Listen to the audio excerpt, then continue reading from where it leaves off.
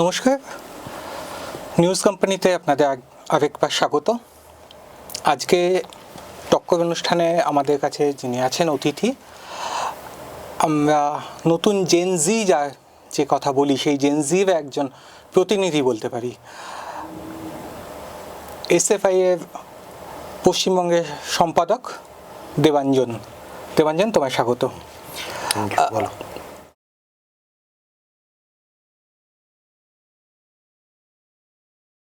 দেবাঞ্জন, সামনে ভোট, তার আগে একটা অন্য বিষয় নিয়ে আমরা কথা বলি একটু প্রথমে।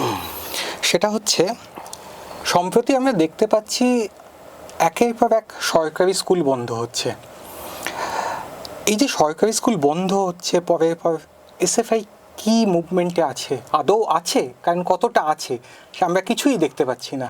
না, গোটা পশ্চিমবাংলা জুড়ে একাধিক জায়গাতে, মানে প্রায় প্রতিটা জেলায় স্কুল বাঁচাও মূল বাঁচাও মুভমেন্ট গত প্রায় 1.5 বছর ধরে চলছে। এবং এই মুভমেন্ট গত 1.5 বছরের মধ্যে শেষ 6 মাস, লাস্ট 6 মাস এই মুভমেন্ট একটা মানে তুমুল জায়গায়, একটা তুমুল আলোড়ন তৈরি করবার মতো জায়গায় পৌঁছেছে এখন। এবং সেটা পৌঁছেছে আরও, এটার কারণ এটা যে প্রতিদিনের অভিজ্ঞতা থেকে ছাত্রছাত্রী, অভিভাবক, শিক্ষক শিক্ষিকা এবং যে কজন মানুষ এখনও রয়েছেন পশ্চিমবাংলার মাটিতে যারা লেখাপড়া নিয়ে চিন্তিত, তাদের প্রত্যেকের মধ্যে কিন্তু একটা মানে প্রচণ্ড একটা মানে একটা আবেগের জায়গা তৈরি হয়ে গেছে। স্কুলকে বাঁচাতে হবে, আমাদের স্কুল আমাদের প্রাণ। এখন এই স্লোগানকে সামনে রেখে প্রত্যেকটা স্কুলের গেটে ছেলেমেয়েরা বসে পড়ছে, এসএফআই সেখানে পৌঁছচ্ছে। স্কুল বাঁচাও মূল বাঁচাও এই যে স্লোগান, আমরা প্রথমে তো এই অর্থে ভেবেছিলাম যে স্কুল মানে আমাদের গোটা দেশের, গোটা দুনিয়ার মানব সম্পদ যদি তুমি ধরো, তাহলে সেই মানব সম্পদের মূল যে শেকড়, সেই শেকড়টা আছে স্কুল বাড়ির মধ্যে। আমরা আমাদের বেড়ে ওঠার সমস্তটাই কিন্তু শিখি আমাদের স্কুলে গিয়ে। এখন এই স্কুল থেকে ছেলে মেয়েদেরকে দূরে রাখবার যে একটা প্রক্রিয়া, গত 15 বছর ধরে পশ্চিমবাংলার মাটিতে এই প্রক্রিয়াটাকে চালাতে চালাতে এমন মানে খাদের কিনারে এনে দাঁড় করিয়ে দেওয়া হয়েছে, তার বিরুদ্ধে কিন্তু এখন প্রত্যেকটা অংশের মানুষ তারা কিন্তু সরব হচ্ছে। যে কারণে 1.5 বছর আগে যে স্কুল বাঁচাও মূল বাঁচাও স্লোগানটা কেবলমাত্র এসএফআই এর স্লোগান ছিল, কেবলমাত্র এসএফআই এর আন্দোলন ছিল, সেই আন্দোলন কিন্তু এখন ক্রমশ গোটা রাজ্যের সমস্ত অংশের ছাত্রছাত্রী, অভিভাবক, শিক্ষক শিক্ষিকা, তাদের প্রত্যেকের স্লোগানে পরিণত হয়েছে। এবং এই আন্দোলনটাও এখন আর শুধু এসএফআই এর আন্দোলন নেই, একটা সামগ্রিক সামাজিক আন্দোলনে পরিণত হয়েছে। আমি 6 মাস আগের একটা এক্সাম্পল তোমায় বলছি।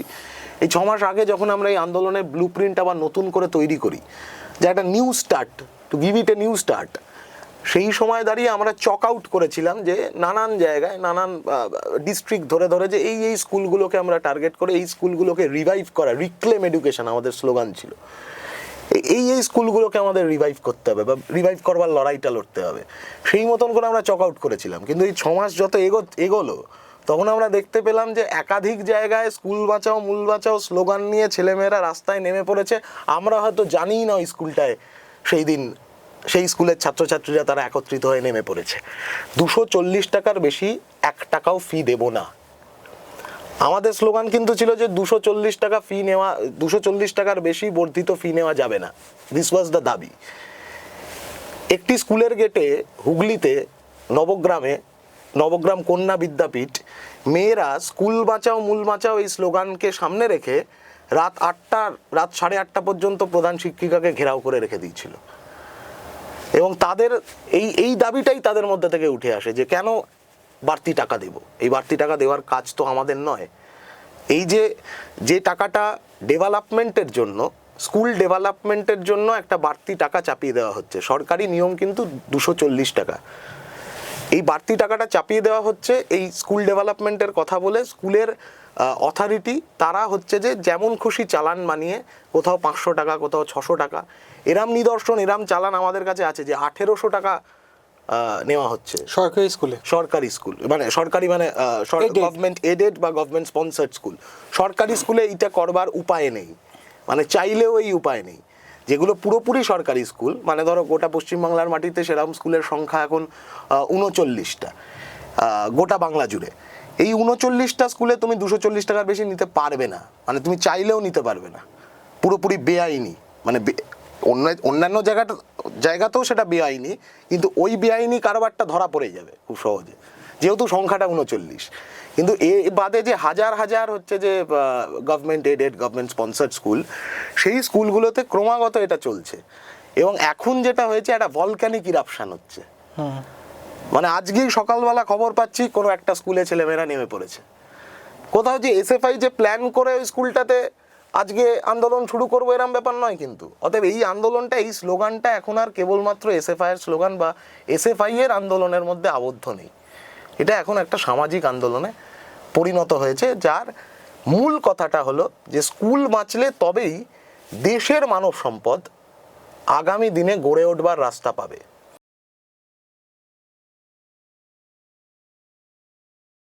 তুমি একটু আগে মানে বলার মধ্যেই বললে যে রিভাইভ এডুকেশন, রিক্লেম এডুকেশন তো বিজেপি একটা নতুনভাবে দিচ্ছে। আচ্ছা, কিরকম? বিজেপি তো পুরনো মানে যে ইতিহাস আমরা পড়েছি, ন্যারেটিভ আমরা পড়েছি, সেটাকে চেঞ্জ করার একটা নতুন ন্যারেটিভ তৈরি করছে। এটাও তো একটা রিক্লেম করছে, ওরা নিজেদের মতো করে রিক্লেম করছে। আমি রিক্লেমটাকে বলছি অন্য অর্থে বলছি, এটাকে কমব্যাক্ট করবে কি? এইটা অ্যাকচুয়ালি যেটা হচ্ছে সেটা হচ্ছে গোটা দেশ জুড়ে এখন রিরাইট করা হচ্ছে হিস্ট্রিকে, বেটার বলা হলো রিরাইট করা হচ্ছে। এবং সেটা এমন ভাবে রিরাইট করা হচ্ছে, আরএসএস এর ঠিক করে দেওয়া ইতিহাস, আরএসএস যে পাঠ্যক্রমটা তৈরি করে দেবে, সেই পাঠ্যক্রমটা তোমায় পড়ানো হবে। সেই পাঠ্যক্রমে রবীন্দ্রনাথ শান্তি নোবেলও পেতে পারেন। তার থেকেও বড় যেটা হচ্ছে, সেই পাঠ্যক্রমে রবীন্দ্রনাথ ব্রাত্য হয়ে যাচ্ছেন। রবীন্দ্রনাথ মানে ব্রাত্য হয়ে যাচ্ছে না, রবীন্দ্রনাথ ব্রাত্যবশ হয়ে যাচ্ছে সেটা বলছি না, কিন্তু মানে রবীন্দ্রনাথ কর্নার্ড হচ্ছেন, কাজী নজরুল ইসলাম কর্নার্ড হচ্ছেন, মির্জা গালিব কর্নার্ড হচ্ছেন, ফয়াজ আহমেদ ফয়াজ কর্নার্ড হচ্ছেন, সাদাত হাসান মান্টো কর্নার্ড হচ্ছেন। গোটা দেশের এনসিইআরটির সিলেবাস গত এই মোদি সরকারের টার্মে যদি তুমি পরপর দেখতে থাকো, ফলো করতে থাকো, তুমি দেখতে পাবে ক্রমাগত ইতিহাসকে একটা খণ্ডিত ইতিহাস শেখানোর চেষ্টা হচ্ছে।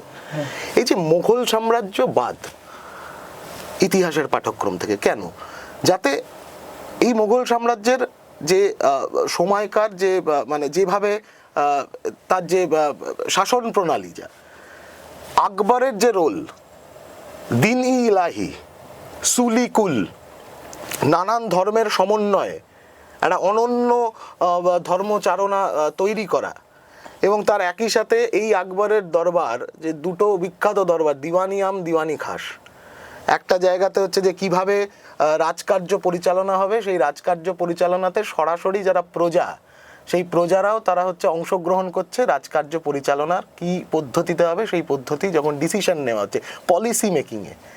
আবার দিওয়ানি খাসে হচ্ছে যে এই যে নবরত্ন, সেই নবরত্ন স্বভাব হচ্ছে সংস্কৃতি, কালচার, এই গোটা যে ইতিহাস, এই কথাগুলোর মধ্যেই তুমি আমার কথাতেই বুঝতে পারছো, তখন হয়তো এই শব্দবন্ধগুলো ছিল না, এই ভোকাবুলারিগুলো ছিল না, যে বুদ্ধিজীবী কথাটা কোট আনকোট ইউজ হতো না, বা তুমি আরো ভালো করে বলা যায় যে গণতন্ত্র কথাটা হয়তো কোট আনকোট ইউজ হতো না, বা ধর্মনিরপেক্ষতা কথাটা হয়তো কোট আনকোট ইউজ হতো না, কিন্তু এই ভাবনাগুলো ছিল। এই ভাবনাগুলো যে মুঘল আমলে ছিল, সেইটা একেবারে অল্প বয়স থেকে, যে হিটলারের নীতি ছিল না, ক্যাচ দেম ইয়ং, এটাই করার চেষ্টা হচ্ছে গোটা দেশ জুড়ে। একদম অল্প বয়স থেকে যাতে এই ধারণাগুলো যে ভারতবর্ষের ইতিহাসের সঙ্গে, ভারতবর্ষের মানে মহান ঐতিহ্যের সঙ্গে এই ধারণাগুলো যে একেবারে সম্পৃক্ত ছিল, এই ধারণাগুলো ছোটবেলা থেকেই যাতে তাদের মানসিক বিকাশের মধ্যে এই ধারণাগুলো না তৈরি হয়, তার জন্য বাদ। আচ্ছা, ডারউইন জায়গা তো বলা হচ্ছে আওরঙ্গজেবের যা যা ঘটনা, আওরঙ্গজেবকে কিভাবে পোর্ট্রে করা হচ্ছে, একই রকম ভাবে রিরাইট করা হচ্ছে। এবং এই খণ্ডিত ইতিহাস শেখানো, অপবিজ্ঞান, এই যে কর্ণ হচ্ছে সারোগেট বেবি শেখানো হচ্ছে, পুষ্পক রথ নাকি মানে রাইট ব্রাদার্স বেঁচে থাকলে নরেন্দ্র মোদী অমিত শাহের মানে গালে দুটো চর মেরে বলে দিত you are wrong, we are right. মানে কিন্তু এই যে পুষ্পক রথ বলা হচ্ছে নাকি দুনিয়ার প্রথম এরোপ্লেনের ভাবনা। যদিও আমরা যখন ইতিহাস পড়েছি, বিজ্ঞান নিয়ে যারা কাজকর্ম করেছে, এরকম একটা ধারণা আছে যে লিওনার্দো দা ভিঞ্চি তার নানান কাগজপত্রের মধ্যে সে একটা ধারণা দিয়েছিল, ছবি ইত্যাদি ছিল, সেসব রয়েছে। কিন্তু আমরা যা আমাদের কাল্পনিক স্তর সেই সময় ডেফিনেটলি একটা জায়গায় পৌঁছেছিল, কারণ পুষ্পক রথের কথা যখন বর্ণিত হচ্ছেন একজন লেখক হিসাবে, তিনি তার কল্পনা শক্তি একটা অন্য জায়গায় সে ট্রান্সেন্ড করতে পেরেছে নিজেকে, অবশ্যই। কিন্তু মিথোলজিটা মিথোলজি, ইতিহাসটা ইতিহাস, দুটোকে আলাদা করতে হবে। আমি যদি ইতিহাসের ওপর পুরাণকে ইম্পোজ করে দিতে চাই, গোটা দেশের সরকারটা চলছে ইম্পোজিশনের নীতির ওপরে। এই যে হিস্ট্রির ওপরে তুমি মিথোলজিকে ইম্পোজ করে দাও, সায়েন্সের ওপরে তুমি রিলিজিয়াস বিলিফকে ইম্পোজ করে দাও। রিলিজিয়াস বিলিফ আমি ওটার মধ্যে ঢুকছি না, কিন্তু সায়েন্স, টেকনোলজি, তার উপরে যদি তুমি কন্টিনিউয়াস ইম্পোজ করতে থাকো, এই যে ভাষা, এই গোটা দেশ জুড়ে মানুষ হাজার হাজার ভাষায় কথা বলে। আমি মানে সংবিধানে যতগুলো ভাষা স্বীকৃত আছে, আমি বলছি তার চেয়ে অনেক বেশি ভাষা এবং বেশি ডায়ালেক্টে আমাদের ভারতবর্ষের মানুষ তারা কথা বলে। তুমি যদি কলোকিয়াল ভাষা ধরো, তুমি কলকাতা শহরের মধ্যে উত্তর কলকাতার ভাষার যে নির্মাণ, দক্ষিণ কলকাতার ভাষার নির্মাণ 100 মিটারে চেঞ্জ হতে থাকে কন্টিনিউয়াস ভাষার নির্মাণ। আচ্ছা, সেই দেশের মধ্যে তুমি যদি একটি নির্দিষ্ট ভাষাকে ইম্পোজ করে দিতে চাও, কোনোদিন সেটা চলতে পারে? কিন্তু আরএসএস এর মোটিভ হচ্ছে সিঙ্গুলারলি একটি ভাষা, একটি মতামত, সেইটাকে নির্মাণ করবে এবং সেটাকে ইম্পোজ করবে। সেটা ধরে এই যে এক দেশ এক ভোট, এক দেশ এক নীতি, এক দেশ এক শিক্ষানীতি, এই যে গোটাটার মধ্যে এই এক শব্দটা হচ্ছে যে গোটা দেশের যে বহুত্ববাদ, যে বহুত্ববাদের সঙ্গে ভারতবর্ষের ইতিহাস, ভারতবর্ষের মানে সাংস্কৃতিক পথ চলা, এই সমস্তটা হাজার হাজার বছর ধরে ভারতবর্ষ যেভাবে এগিয়েছে, ভারতবর্ষ এমন এক সভ্যতা, যে সভ্যতা কখনো মানে পশ্চাৎপদ সভ্যতা হয়নি, যে সে কখনো পেছোতে চায়নি, সেই সভ্যতা বারংবার এগোতে চেয়েছে। বহু মানুষ হচ্ছে যে সেই সভ্যতার নদীতে সে এক পেয়ালা করে জল তুলতে থেকেছে, বহু মানুষ, বহু জনজাতি, বহু সম্প্রদায়। রবি ঠাকুর তাকেই তো ওইভাবে বর্ণনা করেছিলেন বারংবার, যে সখুন্দল পাঠান মোগল এক দেহে হলো লীন। এখন সেই ভারতবর্ষকে এরা একটা নির্দিষ্ট নীতির মধ্যে ইম্পোজ করে দিতে চাইছে। The problem is imposition. তোমার দেশের মানুষ, আমি বলছি, যদি দেশের মানুষ এটা স্বীকৃতি দেয় যে হ্যাঁ, মোগল সাম্রাজ্য পড়বার দরকার নেই, কোনো রেফারেন্ডাম হয়েছে, মোগল সাম্রাজ্য পড়বো কি পড়বো না, তুমি কলেজে রেফারেন্ডাম করাও না, তুমি স্কুলে রেফারেন্ডাম করাও যে তুমি কি মোগল সাম্রাজ্য পড়তে চাও, হ্যাঁ কি না। যদি আমার দেশের, গোটা দেশের বড় অংশের ছাত্রছাত্রী, মেজরিটি অংশের ছাত্রছাত্রী, তারা যদি বলে না আমি মোগল সাম্রাজ্য পড়তে চাই না, তখন এই প্রসঙ্গ আসে যে আমি মোগল সাম্রাজ্য বাদ দেবো কি দেবো না।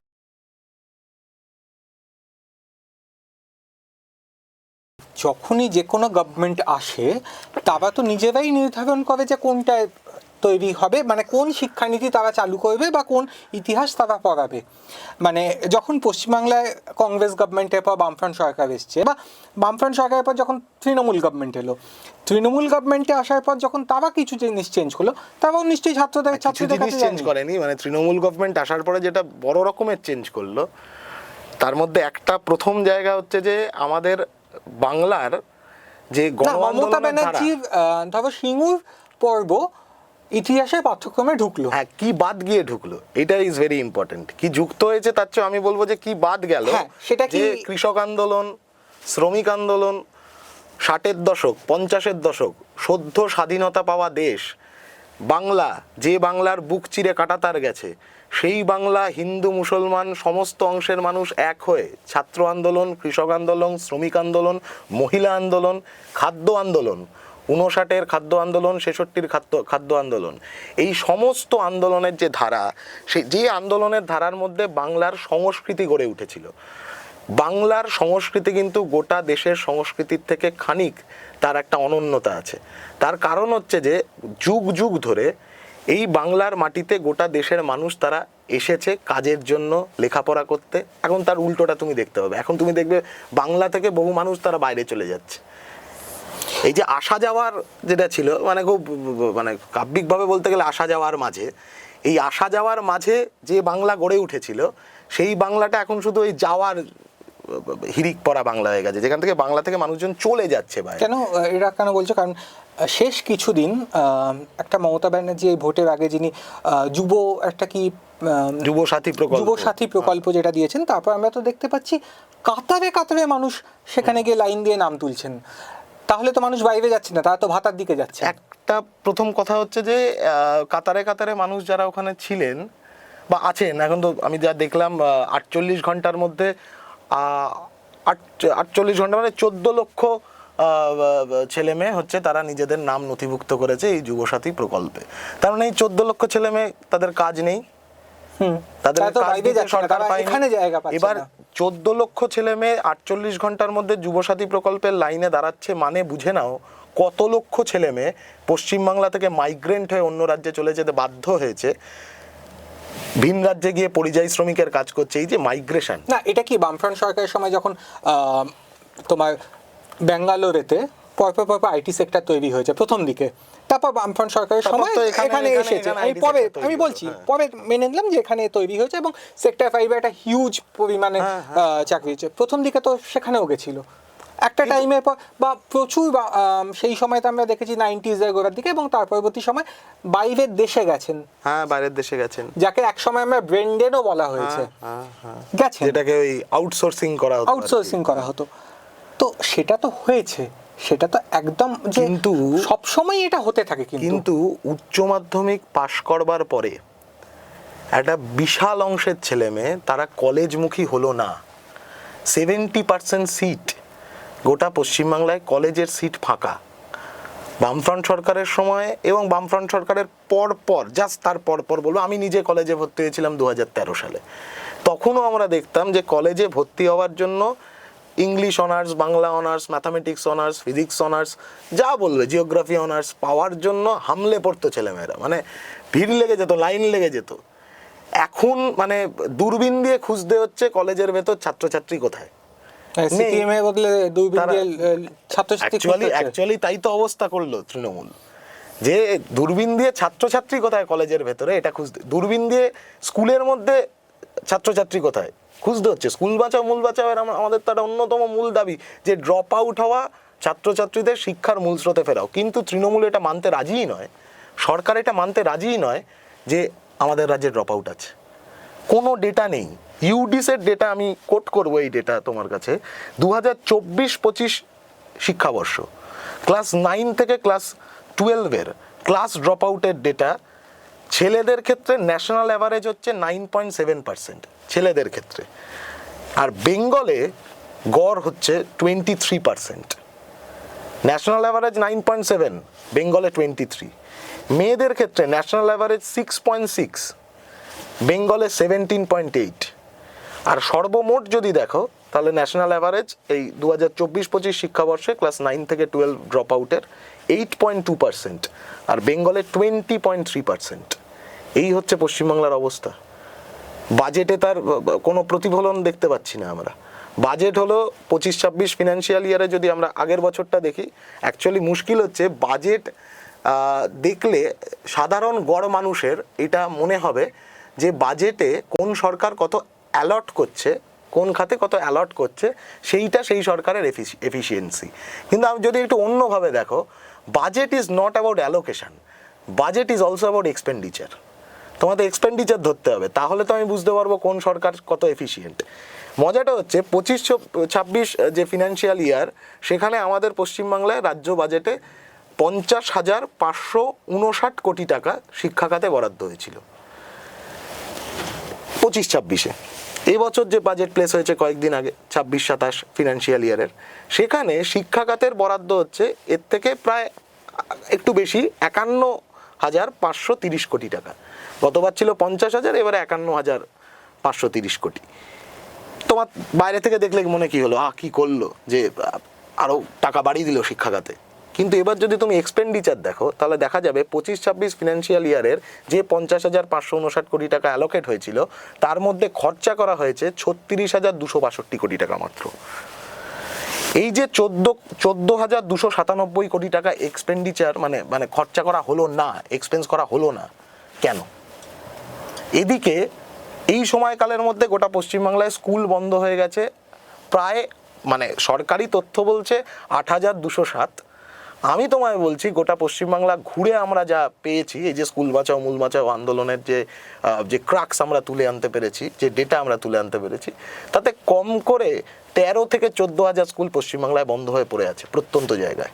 সরকারি স্কুল, ধরো হিন্দু স্কুল, যে স্কুলটা মানে শতাব্দী প্রাচীন স্কুল, 200 বছরের পুরনো স্কুল, যে স্কুলের সঙ্গে বাংলার নবজাগরণের ইতিহাস জড়িয়ে আছে, সেই স্কুল আজকে বন্ধের মুখে। এমন অবস্থা তৈরি হয়েছে যে আর বেশি দিন স্কুল চালাতে পারছেন না শিক্ষকের অভাবে। একাধিক ডিপার্টমেন্ট বন্ধ হয়ে গেছে। হিন্দু স্কুল কিন্তু নিশ্চয়ই তোমার জানা থাকবে যে হিন্দু স্কুল মানে কলকাতার মধ্যে যে কটা পুরোপুরি সরকারি স্কুল আছে, 10টি স্কুল আছে। এই যে আমি এর আগে তোমায় বলছিলাম যে 39টা স্কুল আছে এরকম গোটা পশ্চিমবাংলার মধ্যে, তার মধ্যে 10টি স্কুল আছে কলকাতাতে। সব মিলিয়ে 39টি স্কুল 15টি জেলাতে ছড়িয়ে ছিটিয়ে আছে। তার মধ্যে ন্যাচারালি কলকাতায় বেশি সংখ্যাটা, 10টি স্কুল।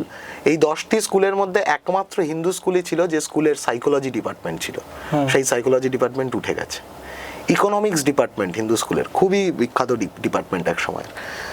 এবছরের শেষ খুব সম্ভবত ডিসেম্বর মাসেই মাস্টারমশাই যিনি আছেন, একজন মাত্র শিক্ষক ইকোনমিক্সের, উনি রিটায়ার করে যাবেন, ডিপার্টমেন্টটা উঠে যাবে। স্ট্যাটিস্টিক্স ডিপার্টমেন্ট উঠে গেছে, একজন মাস্টারমশাইকে মানে কার্যত মানে সিভিক টিচার বানিয়ে তাকে দিয়ে যা হোক করে ডিপার্টমেন্টটা টিম করে জ্বলছে। তার মধ্যে ম্যাথামেটিক্সের 4জন টিচার ছিলেন, তার মধ্যে 2জনকে আবার বদলি করে দেওয়ার নির্দেশ এলো। এবং কিরম অদ্ভুত নির্দেশ তুমি ভাবো, ম্যাথামেটিক্সের টিচার যিনি ওখান থেকে যার বদলি করে দেওয়া হলো, তার মধ্যে একজনকে বদলি করা হলো নবাব বাহাদুর ইনস্টিটিউশন, যেটা মুর্শিদাবাদে, এরকমই মুর্শিদাবাদের একমাত্র পুরোপুরি সরকারি স্কুল, এবং আরেকজনকে বদলি করা হলো বীরভূম জেলা স্কুল। বীরভূম জেলা স্কুল বহু শতাব্দী প্রাচীন স্কুল, 175 বছর পার করলো কয়েক বছর আগেই। এবার বীরভূম জেলা স্কুলের যিনি অঙ্কের মাস্টারমশাই, তাকে আবার বদলি করে নিয়ে আসা হলো হেয়ার স্কুলে। জেনারেলি এই ধরনের পুরোপুরি সরকারি স্কুল যেগুলো, সেখানে দীর্ঘদিন একজন টিচার পড়ান, তার গোটা এস্টাবলিশমেন্টটা, তার লেখাপড়া মানে তার কাজের পরিধি, পরিবার পরিজন, গোটা এস্টাবলিশমেন্টটা সেই শহরকে কেন্দ্র করেই তৈরি হয়। আমরা খবর নিয়ে জেনেছিলাম এই যে বীরভূম জেলা স্কুলের যে অঙ্কের মাস্টারমশাইকে হেয়ার স্কুলে ট্রান্সফার করা হলো, ওনার নাম রণজয় বাবু। খুবই মানে ছাত্র দরদি এবং ছাত্রদের মধ্যে খুবই জনপ্রিয় একজন শিক্ষক। উনি রামপুরহাট কলেজে অঙ্ক পড়ানোর ডাক পেয়েছিলেন, কিন্তু রামপুরহাট কলেজে উনি অঙ্ক পড়াতে যাননি, কারণ বীরভূম জেলা স্কুলটা ওনার নিজের স্কুল।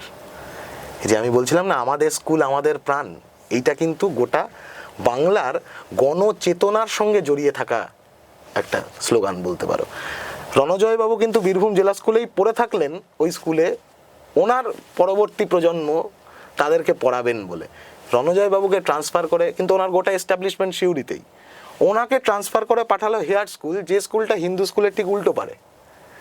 আর হিন্দু স্কুলের যিনি মাস্টারমশাই, যার গোটা এস্টাবলিশমেন্ট কলকাতায়, তাকে পাঠিয়ে দিল বীরভূম জেলা স্কুলে। বীরভূম জেলা স্কুলের কি অবস্থা, গোটা স্কুল মাত্র 18 জন টিচার স্কুলটা চালাচ্ছেন, 1100-র ওপর ছাত্রছাত্রী, 1100 ছাত্রছাত্রী, স্কুল চালাচ্ছে 18 জন টিচার।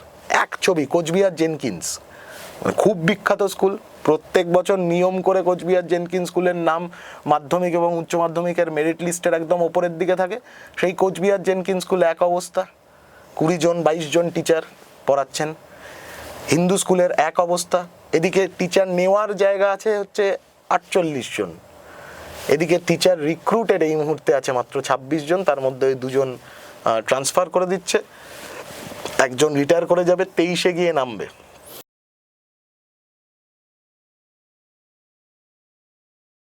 তোমরা যে স্কুল বাঁচাও মূল বাঁচাও যেটা তোমাদের স্লোগান, এবং তোমরা যেভাবে কাজ করছো, তাতে যা বিষয় দাঁড়াচ্ছে, তাতে তো শুধু এটা ছাত্রদের বিষয় নয়, একই সঙ্গে এটা টিচারদের বিষয়। শিক্ষকরা তোমাদের সাথে কতটা আছে এই মুহূর্তে? ভীষণভাবে। প্রত্যেকটা স্কুলের গেটেই যখন আমরা পৌঁছেছি, গোটা স্কুলের শিক্ষক শিক্ষিকারা তারা নিজেরা নেমে এসে আমাদের সাথ দিয়েছেন। এবার তার মধ্যেও কিছু স্কুল আছে যার ভেতরে কার্যত তৃণমূল তাদের পার্টি অফিস চালায়। এই বন্ধ স্কুল মানেই তো তৃণমূল তার মতন করে তাদের পার্টি অফিসে পরিণত করার চেষ্টা করবে। স্কুল তৃণমূলের মূল লক্ষ্য কি? এক হচ্ছে লেখাপড়াটাকে ইররেলিভেন্ট করে দাও। এই যে শিক্ষক নেই, আমি তোমায় বলছি না, আমি শুধু তোমায় ছাত্রদের ড্রপ আউট ডেটা দিলাম, তুমি একটু যদি খোঁজ নাও শিক্ষকদের ড্রপ আউট ডেটা কম নাকি? শিক্ষকরাও তো এখন ড্রপ আউট হচ্ছে।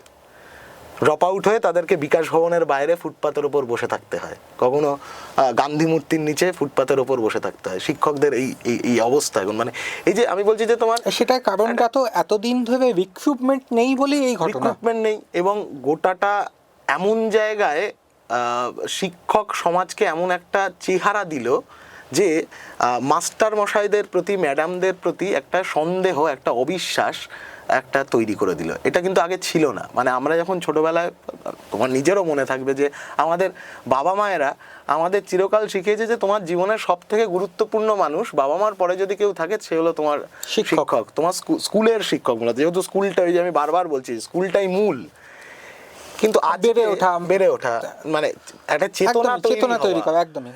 এবার আজকে যে কোনো বাবা মা, সে তার ছেলে মেয়েকে যখন স্কুলে পাঠাচ্ছে, তার মনে কোথাও একটা এই খচখচানি থাকছে যে আমার মেয়েকে, যে আমার ছেলেকে ABCD অ আ ক খ 1 2 3 4 শেখাবে, সে কি আদৌ পরীক্ষা দিয়ে পাশ করে সৎ উপায়ে সে শিক্ষক হয়েছে, নাকি সাদা খাতা জমা দিয়ে তৃণমূলের ব্লক সভাপতির পকেটে কয়েক লক্ষ টাকা ঘুষ দিয়ে সে শিক্ষক হয়েছে? সেই জন্য কি সরকারি স্কুলের থেকে বেশি বেসরকারি এই গোটাটাই কিন্তু একটা পরিকল্পিত কাঠামো তৈরি করা। আমি মানে যেটা শুরু থেকে বলবার চেষ্টা করছি, তুমি মানে ডেটা দেখলেই বুঝতে পারবে। গত 5 বছরে সরকারি এবং সরকার পোষিত স্কুল যেগুলো, মানে গভর্নমেন্ট এডেড, গভর্নমেন্ট স্পন্সার্ড, তাতে ছাত্র ভর্তি কমে গেছে 16 লক্ষ, শিক্ষক কমে গেছে প্রায় 18,000। এর আগে যা ছিল 5 বছরে, আমি লাস্ট 5 বছরের ডেটা তোমায় বলছি, 18,000। এবং সেকেন্ডারি, হায়ার সেকেন্ডারি লেভেলে ড্রপ আউট 20.3%। আমি তোমায় বললাম সেই কথা, 9 থেকে 12। এবং টিচার লেস বা 1 টিচার, একজন শিক্ষক পড়াচ্ছে, সেরাম স্কুলের সংখ্যা প্রায় 2,215টা। এখন হয়তো সেটা আরেকটু বাড়বে, আমি যে যখন এই ডেটার কথা বলছি তারপরেও আরও গত 1 বছরে আরও বেড়ে যাওয়ার কথা। 0 স্টুডেন্ট স্কুল, 2023-24 শিক্ষাবর্ষে 0 স্টুডেন্ট স্কুলের সংখ্যা ছিল 3,254টা, কোনো ছাত্র নেই। 2024-25 শিক্ষাবর্ষে 1 বছরের মধ্যে সেই সংখ্যা 3,254 থেকে বেড়ে হয়ে গেল 3,812টা। এবার এখন সেই সংখ্যাটা, মানে আমি মানে চোখ বন্ধ করে বলে দেওয়া যায় সেই সংখ্যাটা এখন অলমোস্ট 5,000-এর ওপর ছুঁয়ে পার হয়ে গেছে হয়তো। শিক্ষক নেই, ছাত্র নেই, অতএব স্কুল অপ্রয়োজনীয়। তাহলে সরকারি স্কুলে যখন, সরকারি স্কুলের কাঠামোকে যখন অপ্রয়োজনীয় করে দেওয়া হচ্ছে, তখন তার ঠিক পাশে গড়ে উঠছে বেসরকারি স্কুল। যে বেসরকারি স্কুল আসলে নতুন, তুমি দেখবে মডেল স্কুলের নামে অনেক স্কুল ব্যাঙের ছাতার মতো গ্রামাঞ্চলে গজিয়ে উঠছে। বিশাল ফি স্ট্রাকচার, মানে ছোঁয়া যাবে না এমন, মানে এমন চড়া দাম। এবং তুমি খোঁজ নিয়ে দেখবে যে সেই স্কুলগুলোর মালিক কোনো না কোনো তৃণমূলের নেতা, জেলার নেতা। আমরা হলফ করে বলতে পারি, এই যে শিক্ষা দুর্নীতির টাকা, যে টাকার কিয়দংশ, আমি এখনো বলছি কিয়দংশ, পার্থ চ্যাটার্জির এবং তার বান্ধবীর ফ্ল্যাট থেকে, খাটের তলা থেকে, বেসিনের তলা থেকে উদ্ধার হয়েছে, ওটা কিয়দংশ টাকা। এই বাকি যে টাকা, সেই টাকা দিয়েই এই ধরনের মডেল স্কুল তৈরি করা হচ্ছে, বেসরকারি স্কুল তৈরি করা হচ্ছে। সরকারি শিক্ষা কাঠামোকে যত বেশি স্কুইজ করা হবে, এই মডেল স্কুলের রমরমা বাজার বাড়বে। এবার তুমি বলতে পারো, বামফ্রন্টের সময় কি প্রাইভেট স্কুল ছিল না? ছিল তো। কিন্তু বামফ্রন্টের সময় যে প্রাইভেট স্কুল ছিল, সেই প্রাইভেট স্কুলের ফিজ রেগুলেট করবার জন্য একটা ফিজ রেগুলেটরি বোর্ড ছিল। তারা নির্ধারণ করে দিত যে এইটা তোমার হচ্ছে মানে কি বলবো, অপটিমাম, এইটা তোমার থ্রেশহোল্ড, এর বেশি তুমি টাকা নিতে পারবে না। তুমি হয় এর মধ্যে টাকার মানে ফি স্ট্রাকচার রাখবে, অথবা তোমার স্কুলের অ্যাফিলিয়েশন ক্যান্সেল করে দেওয়া হবে। হয়েও ছিল এরকম, একাধিক স্কুলের অ্যাফিলিয়েশন ক্যান্সেল হয়েছিল এই সময় বামফ্রন্টের আমলে। কিন্তু এই সরকার কোনো থ্রেশহোল্ড রাখেনি। ফিজ রেগুলেটরি বোর্ড একটা তৈরি করা হয়েছিল, কিন্তু সেই ফিজ রেগুলেটরি বোর্ড যেদিন তৈরি হয়েছিল সেই দিনই তার মৃত্যু ঘটে, তারপরে তার আর কোনো মিটিংও হয়নি, কিচ্ছু হয়নি। এই টাকা সরাসরি, এই যে লুট, একদিকে লেখাপড়াকে ধ্বংস করো, লেখাপড়াকে ইররেলিভেন্ট করে দাও, লেখাপড়া করার দরকার নেই। এমনিতেই আমাদের গোটা প্রজন্মটার সামনে, যে তুমি বলছিলে না জেনজি, এই জেনজি প্রজন্মের সামনে এখন কোনো স্বপ্ন নেই কিন্তু, কারণ আমাদের বাংলার মাটিতে কোনো কাজ নেই, কোনো কর্মসংস্থান নেই। এই যে যুবসাথী প্রকল্প তুমি বলছিলে 1500 টাকা করে দেওয়া হচ্ছে, দিতে তো হবেই, টাকায় কি মানে ভিক্ষার দান দিচ্ছে নাকি? তুমি বেকার ম্যানুফ্যাকচার করেছো এই বাংলার মাটিতে গত 15 বছর ধরে, এবার সেই বেকার সে খাবে কি, সে সাস্টেন করবে কি করে? আমি তো বলবো 1500 টাকা নগণ্য, 1500 টাকা একটা মানুষ সাস্টেন করতে পারে?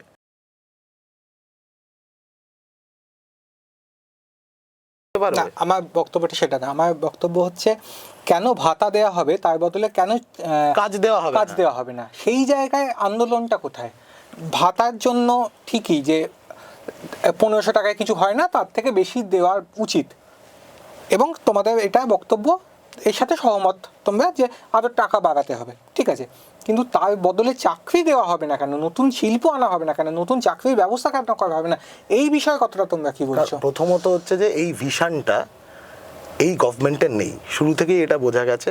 যতবার আমরা দেখেছি চাকরি, এমপ্লয়মেন্ট জেনারেট করবার জন্য 1 নম্বর লাগে হচ্ছে একটা নির্দিষ্ট ভিশন, যার মাধ্যমে এমপ্লয়মেন্ট জেনারেট করবে, কোন তোমার কি ব্লুপ্রিন্ট আছে, এই ব্লুপ্রিন্টটা দরকার হয় 1 নম্বর।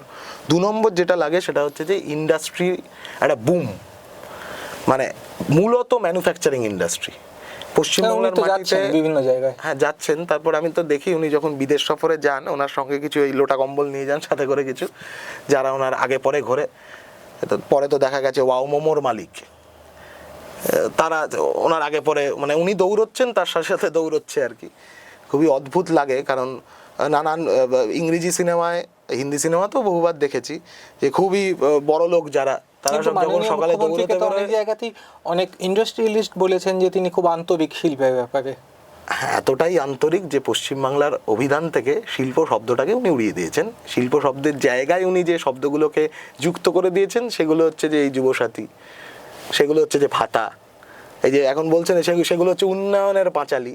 100-র ওপর প্রকল্প চলছে পশ্চিমবাংলার মাটিতে, কিন্তু এই 100-র ওপর প্রকল্পের যারা বেনিফিশিয়ারি, বহু মানুষ বেনিফিশিয়ারি, সেই নিয়ে আমার কোনো সন্দেহ নেই, বেনিফিশিয়ারি হওয়া উচিত। আরে ওটা আমাদেরই টাকা, ওটা মমতা ব্যানার্জি নিজের টাকা দিচ্ছেন না, আমাদের নিজের টাকা নিজের অ্যাকাউন্টে, ভাইপোর অ্যাকাউন্টে সুরক্ষিত করে রেখে দিয়েছেন।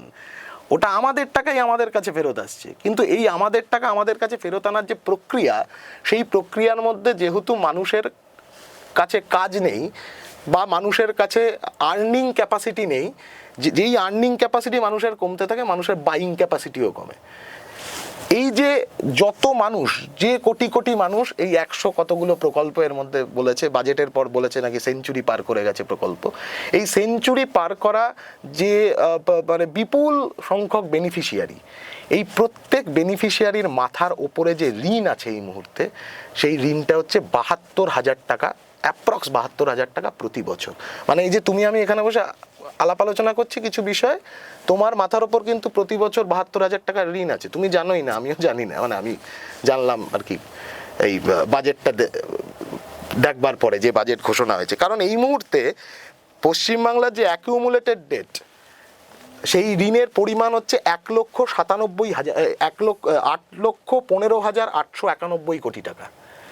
2011 সালে বামফ্রন্ট সরকারের পেশ করা শেষ বাজেট যেটা, সেই বাজেটের তথ্য বলছে তখন পশ্চিমবাংলার এই অ্যাকুমুলেটেড ডেট ছিল 1,97,000 কোটি টাকা। তখন তোমার আমার মাথার ওপর ঋণ ছিল বছরে 20,000 টাকা, 20,300 টাকা মতন। আর এখন তোমার আমার মাথার ওপরে ঋণ আছে 72,000 টাকা। এবং এই পশ্চিমবাংলার যত বেনিফিশিয়ারি আছে, যত মানুষ এই সমস্ত সরকারি প্রকল্পের সুবিধা নিচ্ছেন, এবং তাদের নিতেই হবে, ওই প্রকল্প কেউ হচ্ছে কাউকে ভিক্ষে দিচ্ছে না, ওটা হক, ওটা হকের টাকা। লক্ষ্মীর ভাণ্ডারের টাকা ওটা হকের টাকা, যুবসাথী প্রকল্পের টাকা হকের টাকা, সবুজ সাথী সাইকেলটা আমার হকের সাইকেল। তবু সেই সাইকেলে ভেজাল সাইকেল দিচ্ছে, 4 দিন ব্যবহার করার পরে সেই সাইকেল ভেঙে যাচ্ছে, সেই সাইকেল সারাতে হচ্ছে ডবল টাকা খরচা কি হচ্ছে। বলছো, অনেক জায়গাতেই তো ভালোভাবে চলছে। কোথাও এরকম মানে এরকম 100টা ঘটনা আছে যে সেই সাইকেল নষ্ট হয়ে গেছে এবং সেটা সারানোর জন্য ডবল টাকা খরচা হয়েছে সেই পরিবারের। এবং সেই সাইকেলে করে যে ছাত্রী সে পড়াশুনো করতে যাবে, তাকে পড়তে যেতে হচ্ছে প্রায় 6 কিলোমিটার সাইকেল চালিয়ে স্কুলে যেতে হচ্ছে। হওয়ার কথা ছিল না, কারণ স্কুল বন্ধ, স্কুল নেই, স্কুলে শিক্ষক নেই, স্কুলে ছাত্র নেই। এই যে একটা গোটা প্রজন্মকে, মানে দিস ইজ ভেরি অ্যালার্মিং, এই জন্য ভবিষ্যতের জন্য আরও অ্যালার্মিং যে একটা গোটা প্রজন্মকে একটা দিশাহীন প্রজন্মে পরিণত করবার চেষ্টা হচ্ছে। মাধ্যমিক উচ্চ মাধ্যমিকের পরীক্ষার্থীর সংখ্যা কমছে, মাধ্যমিক পাশ করবার পরে উচ্চ মাধ্যমিকে বসছে না একটা বড় সংখ্যক ছাত্রছাত্রী, উচ্চ মাধ্যমিক পাশ করবার পরে কলেজে যেতে চাইছে না একটা বড় সংখ্যক ছাত্রছাত্রী, কলেজ পার করবার পরে আর হায়ার এডুকেশনে যাওয়ার আগ্রহ দেখাচ্ছে না, গবেষণার দিকে যেতে চাইছে না একটা বড় সংখ্যক ছাত্রছাত্রী। আর এই গোটা অংশটা মাইগ্রেট করে অন্য রাজ্যে চলে যাচ্ছে।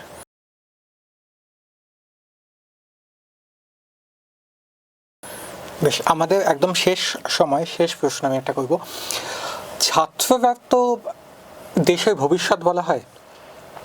বাংলাদেশে যাই হোক, মানে সেটা উল্টো দিকে খাতে বইতে পারে, নেপালের ক্ষেত্রেও আমরা তাই ভাবতে পারি যে উল্টো দিকের খাতে কিছু কিছু জায়গায় বইছে, আবার শ্রীলঙ্কার মতো জায়গায় পজিটিভ ওয়েও আছে। ভারতবর্ষের রাজনীতিতে বা পশ্চিমবাংলার রাজনীতিতে এই মুহূর্তে ছাত্র মুভমেন্ট কোন জায়গায় দাঁড়িয়ে আছে? তারা কি এই চেঞ্জ করার মতো জায়গায় দাঁড়িয়ে আছে? তারা কি, মানে বিশেষত আমার পশ্চিমবঙ্গটা এই মুহূর্তে কিছু কিছু ক্ষেত্রে ভাল লাগছে, যেমন ধরো বামপন্থীরা এই মুহূর্তে একজোট হওয়ার জায়গায় এসে গেছে। সেটা ছাত্রের ক্ষেত্রে আমরা হয়তো জেএনইউ থেকে দেখবো, তারপর যাদবপুর ইউনিভার্সিটি তার পরবর্তী সময় হয়েছে, এবং বিভিন্ন জায়গায় এখন বামপন্থীরা আর নিজেদের মধ্যে ভাগাভাগি না করে একসাথে লড়ার চেষ্টা করছে। এই মুভমেন্ট কতটা কার্যকর তুমি দেখছো একজন এসএফআই কর্মী, একজন এসএফআই নেতৃত্ব, বা পুরো জায়গাটা জুড়েই আমি তুমি একজন বামপন্থী কর্মী হিসাবেও তোমাকে আমি জিজ্ঞেস করেছি যে কতটা আশাবাদী? দেখো, যে কোনো জয়েন্ট মুভমেন্ট তার প্রেক্ষিতটা তৈরি হয় সময়ের নিয়মে। আজকের সময়টা এমন একটা আক্রমণের মুখোমুখি গোটা পশ্চিমবাংলার মাটিতে ছাত্র আন্দোলনকে পড়তে হচ্ছে, যেখানে লেখাপড়াকে ইররেলিভেন্ট করে দেওয়া মানে কিন্তু অদূর ভবিষ্যতে ছাত্র আন্দোলনকে ইররেলিভেন্ট করে দেওয়া।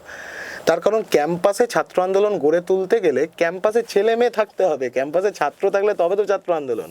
ক্যাম্পাসে যদি ফাঁকা হয়ে যায় তাহলে ক্যাম্পাসে ছাত্র আন্দোলন গড়ে উঠবে কী করে? 1 নম্বর কথা। 2 নম্বর কথা, এনইপির মাধ্যমে এমন একটা কারিকুলাম ইম্পোজ করে দেওয়া হয়েছে যাতে ক্যাম্পাসের ভেতরে ছাত্র আন্দোলনের পরিধি ক্রমশ সংকুচিত হতে পারে, মানে হতে থাকে আর কি, এবং ছাত্র রাজনীতি অপ্রাসঙ্গিক হয়ে যায়। এই চেষ্টা এখন ক্রমাগত, মানে দুটো সরকারই দুয়ে মিলে এই কাজটা কন্টিনিউয়াস করে যাচ্ছে, কারণ এরা দুজনেই জানে ক্যাম্পাস হচ্ছে যে কোনো, মানে যুগ যুগ ধরে বিপ্লবী আন্দোলনের মূল, মানে বীজ তৈরি হয় ক্যাম্পাস থেকে। ভগৎ সিং এই দেশের বুকে লাহোর কলেজ থেকে উঠে আসা, মানে লাহোর কলেজের ওই ক্যান্টিনে বসে ভগৎ সিং যে ভাবনা ভেবেছিল সেই ভাবনা ধরেই পরবর্তীতে এইচএসআরে তৈরি হয়।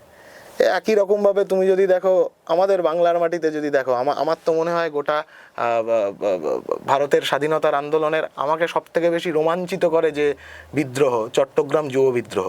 চট্টগ্রাম যুব বিদ্রোহের পরবর্তী সময়ে যে জালালাবাদের মুক্তিযুদ্ধ, সেই জালালাবাদের মুক্তিযুদ্ধের যে প্রথম শহীদ, তার নাম টেগরাবল, তার 14 বছর বয়স ছিল, স্কুল ছাত্র। জালালাবাদের মুক্তিযুদ্ধ, চট্টগ্রাম যুব বিদ্রোহের যে গোটা বাহিনী ছিল, মাস্টারদার বাহিনী, নির্মল সেন, মাস্টারদা সূর্য সেন, তাদের যে বাহিনী, প্রীতিলতা ওয়াদ্দেদার, কল্পনা দত্ত, এই বাহিনীর মূল বাহিনীটাই তো ছিল স্কুল ছাত্র, স্কুল কলেজ বেতনের স্টুডেন্ট ছিলেন কল্পনা দত্ত।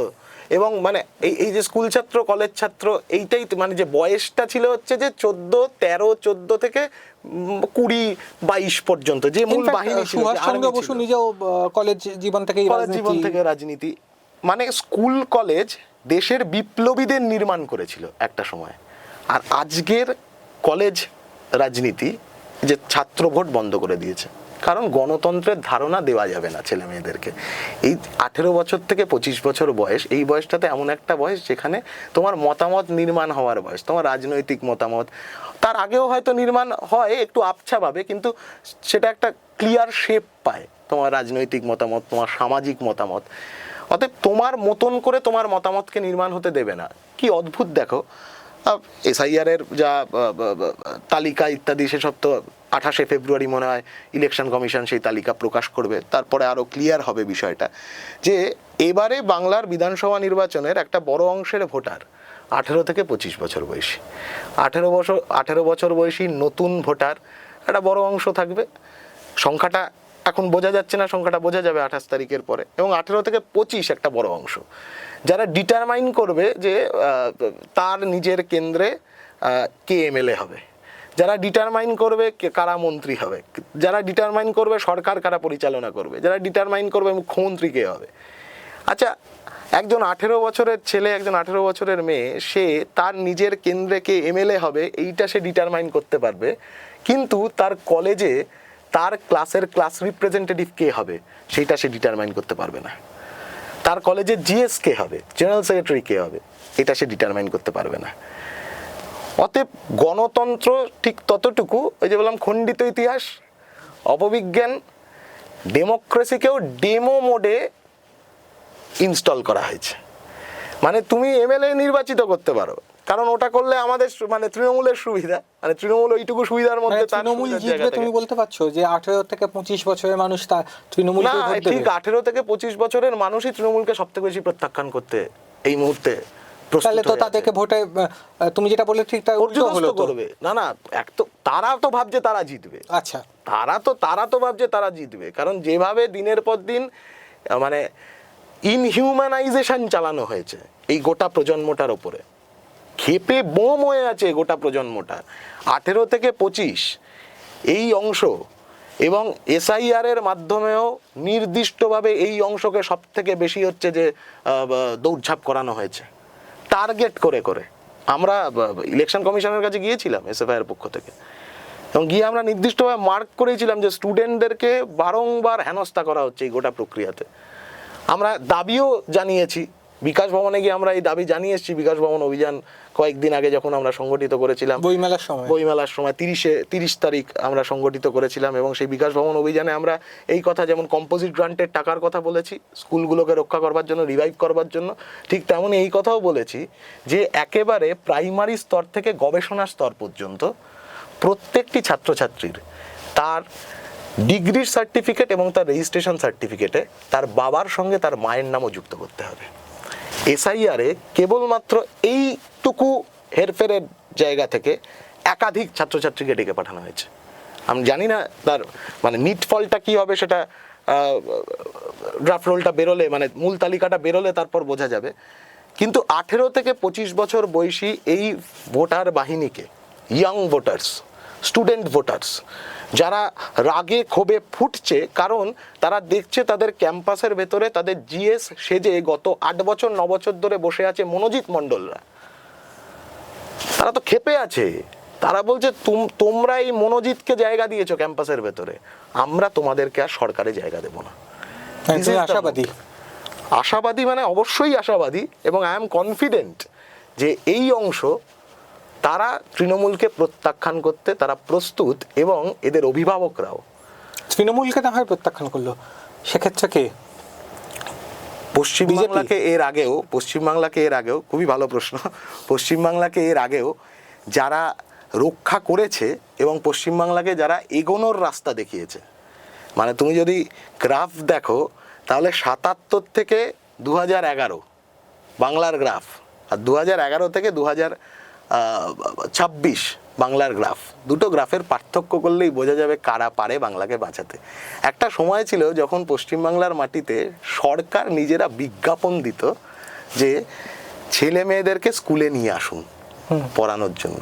আমি তোমার ছাত্র সংগ্রাম, আমাদের যে মানে পত্রিকা, আমাদের যে মুখপত্র আমাদের সংগঠনের, সেই ছাত্র সংগ্রাম পত্রিকায় এক সময় নিয়মিত এই বিজ্ঞাপন বেরোতো আমি তোমারটা বুঝলাম, আমি আর জানতে চাইছি আজকে ড্রপ আউট হওয়া ছেলেমেয়েরা যে ড্রপ আউট হচ্ছে এইটুকু স্বীকার করতে চাইছে না রাজ্য না সরকার। ঠিক, আমি বলছি 77 থেকে 2011 বোঝা গেছে, 2011 থেকে 2025 বোঝা গেল।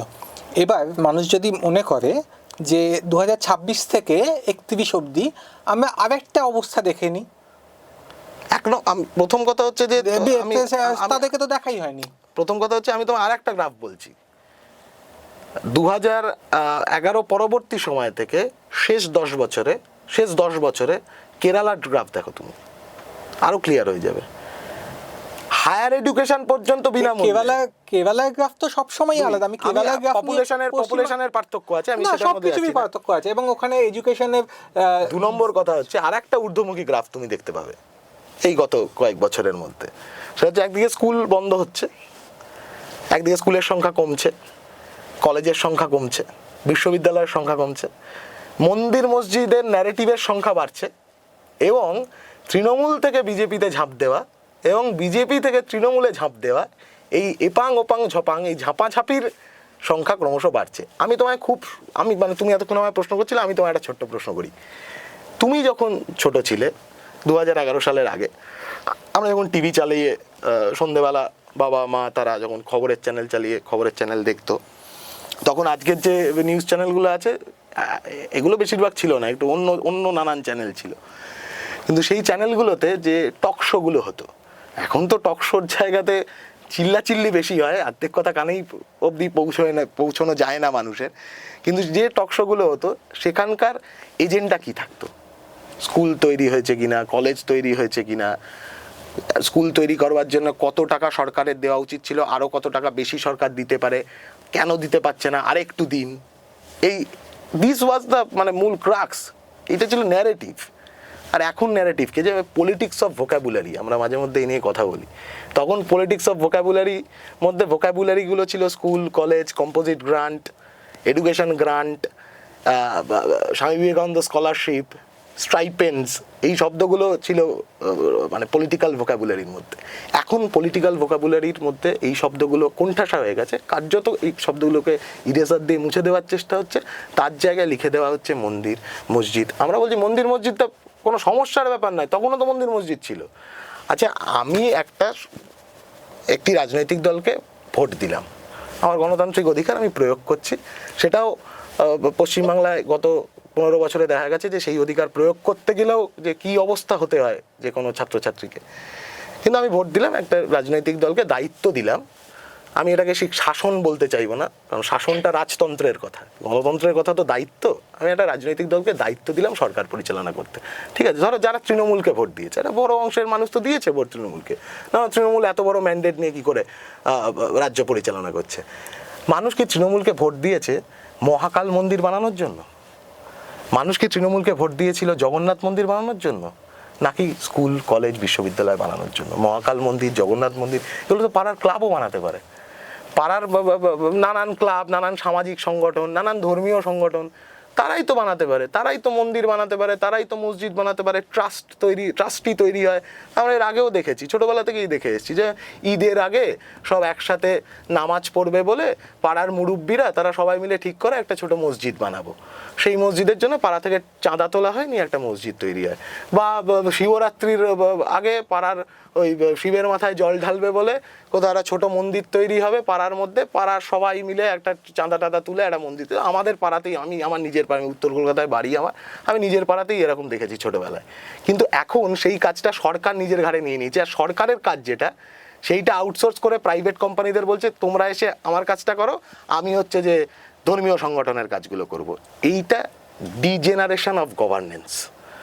এবং উইথ ডিজেনারেশন অফ গভর্নেন্স যেটা কন্টিনিউয়াস ঘটছে সেটা হচ্ছে যে আমাদের প্রজন্মের ছেলে মেয়েদের কাছে degeneration of aspiration and degeneration of hope. এই অ্যাসপিরেশন আর এই হোপ একে যদি এগিয়ে নিয়ে যেতে হয়, কেবলমাত্র লাল ঝান্ডাই সেটা পারে। বিজেপি এই মন্দির মসজিদ ন্যারেটিভগুলোকে আরও বেশি মোটা দাগে লেখবার চেষ্টা করবে। যদি আবার এই সবটার মধ্যে থেকে স্কুল, কলেজ, বিশ্ববিদ্যালয়, কর্মসংস্থান, এমপ্লয়মেন্ট, এই শব্দগুলোকে যদি, এই ভোকাবুলারিগুলোকে যদি রাজনীতির প্রধান ভরকেন্দ্রের মধ্যে নিয়ে আসতে হয়, সেটা একমাত্র বামপন্থীরাই পারে। তারপরে তুমি আশাবাদী? অবশ্যই, শুধু আশাবাদী কেন, মানে আমি একা আশাবাদী নই, গোটা রাজ্যের আমার বয়সী এবং আমার থেকে ছোট যারা, জেনজি ভোট এবারে প্রো লেফট হচ্ছে তোমরা বলছো? তাই তো মনে হচ্ছে। কারণ ওই যে বললাম না, এই যে জেনজি দেখেছে তাদের চোখের সামনে যে ক্রমশ তাদের স্বপ্ন দেখার পরিসরটা কমে যাচ্ছে, চোখের সামনে একটা সরকার 15 বছর ধরে সরকার চালানোর পরেও কোনো স্বপ্ন তৈরি করতে পারছে না, এবং দেশে যে সরকারটা চলছে সে তো আরও বড় দুঃস্বপ্ন দেখাচ্ছে। তো সেই কারণে স্বপ্ন হাতড়ানোর জন্য আমরা তো সবাই এখন হাতড়ে বেড়াচ্ছি কিছু একটা, মানে একটা স্বপ্ন হাতড়ে বেড়াচ্ছে। আমার যে বন্ধুরা বাইরে থাকে, অন্যান্য রাজ্যে, বাধ্য হয়েছে চলে যেতে, এখানে কোনো উপায় নেই। আইটি সেক্টরের ভয়াল অবস্থা আমাদের পশ্চিমবাংলার মাটিতে, প্রত্যেক দিন হচ্ছে পিঙ্ক স্লিপ ধরিয়ে দেওয়া হচ্ছে এই আইটি সেক্টরের বুকে। সেখানেও বামপন্থীদের যে ইউনিয়ন আছে তারাও ব্যাপকভাবে লড়াই করছে। অন্যান্য জায়গায় তো এই যে আমি খুব সহজ একটা উদাহরণ তোমাদের বলছি, আমরা তো এখন আমাদের প্রজন্ম এখন ভীষণভাবে র্যাপিডো মুখী হয়ে গেছি। মানে প্রাইভেট ট্রান্সপোর্টের একটা নতুন ধরন হয়েছে এটা র্যাপিডো। এই যে র্যাপিডো যারা চালায় তাদের মধ্যে বেশিরভাগ ছেলে মেয়ে কিন্তু MBA করা ছেলে র্যাপিডো চালাচ্ছে। এই যে যুবসাথীর লাইনে যারা দাঁড়িয়েছিল, আমি গত পরশুই দেখছিলাম, নানান নিউজ চ্যানেল তো ভীষণভাবে দেখলাম কভার করছিল। তাদেরকে যখন জিজ্ঞেস করা হচ্ছে তুমি কি করো, একজন বলছে সে পিএইচডি করেছে। সে পিএইচডি করার পরে তার কোনো কাজ নেই। এই যে কাজ না থাকার হতাশা, যন্ত্রণা, আমি বলছি এই যন্ত্রণাটা কিন্তু সংক্রমিত হচ্ছে। এই যন্ত্রণা যে ছেলেটা বা যে মেয়েটা পাচ্ছে তার পরিবারের মানুষও কিন্তু একই যন্ত্রণায় বিদ্ধ হয়েছে দিনের পর দিন। তাই যন্ত্রণাটাও যেমন সংক্রমিত হয়েছে গোটা পরিবারে, তেমনি এই জেনজিদের পরিবারের মধ্যে এই জেনজিদের যে মতামত যে এই সরকারটাকে ফেলতে হবেই, এই সরকারটাকে সরাতে হবেই, এই যে বিদ্রোহী মতামত, এই বিদ্রোহী মতামতটাও কিন্তু সেই জেনজির বাকি আশপাশের মানুষজন, পরিবার পরিজন, তাদের মধ্যেও সংক্রমিত হবে। বেশ, ধন্যবাদ দেবাঞ্জন।